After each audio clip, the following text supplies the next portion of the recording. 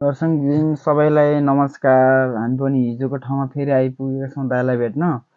हाम्रो त्रिवेणी गाउँपालिका वडा नम्बर 2 हाल अहिले चाहिँ गुवामा बस्ने आदरणीय दाइ दुर्गाबहादुर घरतीले केही रकम दाइलाई चाहिँ सहयोग गर्नुभएको छ।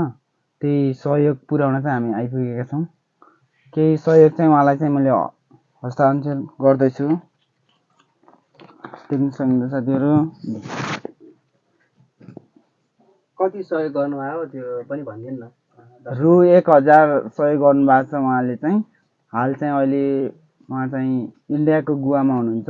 हजुरहरूले पनि जुनसुकै ठाउँबाट हेर्दै हुनुहुन्छ, हजुरले जे जति सक्नुहुन्छ उहाँको स्वास्थ्यको लागि सहयोग गर्न सक्नुहुन्छ। दुर्गाबहादुर घरती दाइलाई पनि धेरै धेरै धन्यवाद दिन चाहन्छु उहाँले सहयोग गरिदिनु भएकोमा। जहाँ उहाँ गुवा अन्त जतै विदेश भए पनि उहाँले मेरो दुःख देखेर उहाँले सहयोग गरिदिनु भएको छ। उहाँलाई धेरै धेरै धन्यवाद दिन चाहन्छु।